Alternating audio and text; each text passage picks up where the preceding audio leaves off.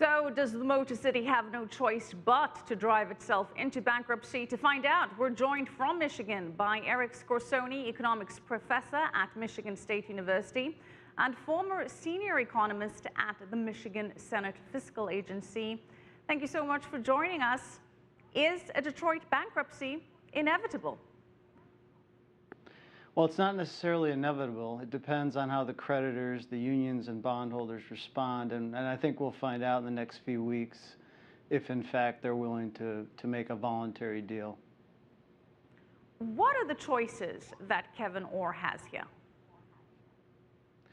Well, there aren't many choices. He's come in at a very difficult time where the city is essentially out of cash. So he has to move very quickly, and already has done that by not paying some of those bonds in the very near future.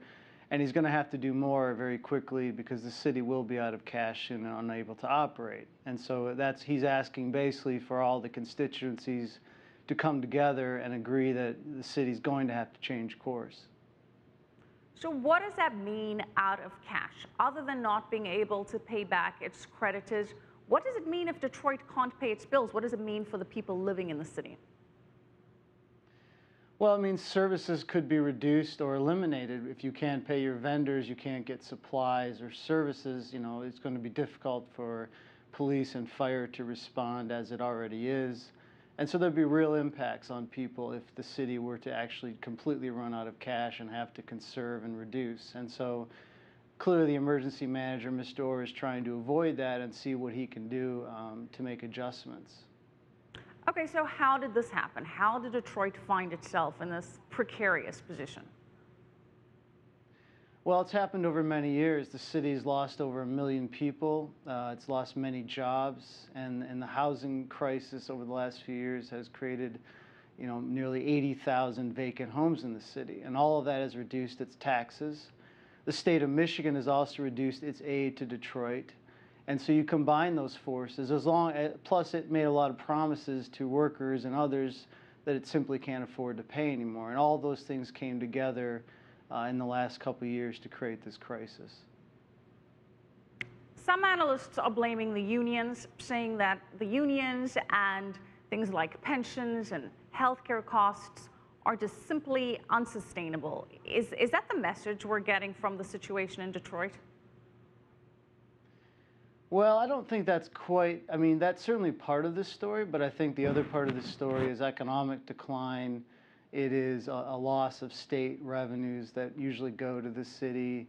It is promises made to unions, but those promises were jointly made between mayors and unions. So there's a lot of blame to go around, and I think now we have to look at the solutions of how people can come together and hopefully produce something that's viable for the city. Well, if Detroit does file for bankruptcy, as Tracy reported, it would be the largest municipal bankruptcy in U.S. history.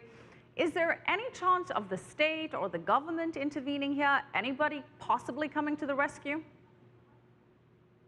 Well, that's always possible, but no one's indicating that. Neither the state nor federal government appears interested in coming forward at this time. Obviously, the state is playing a role through the emergency manager appointment, but they haven't been willing to put much forth. There may be some proposals. The state may take over certain park facilities, but probably not major money coming forward from either higher level of government. Now, there are some reports that the city may sell some of its assets, like the famed Detroit Historical Society's classic car collection. Now, according to the New York Times, which actually came up with this report, the collection isn't valued at more than about $12 million. The city owes over $18 billion. Is this likely to happen, and is there really any point, because it would just be practically a drop in the ocean? Right, well, that's certainly part of it. Those asset sales are not going to fix the problem, number one. Number two, cities are there, those kinds of assets are important. They're what attract people to come to cities, so it really would probably not make sense from an economic standpoint to be selling those kinds of cultural assets. There may be some assets that can be sold, but I would not put historical assets certainly anywhere near that top of that list. So the car collection may be safe, but the pensions probably not. We're going to have to leave it there. Thank you so much, Eric Scorsone, economics professor at Michigan State University.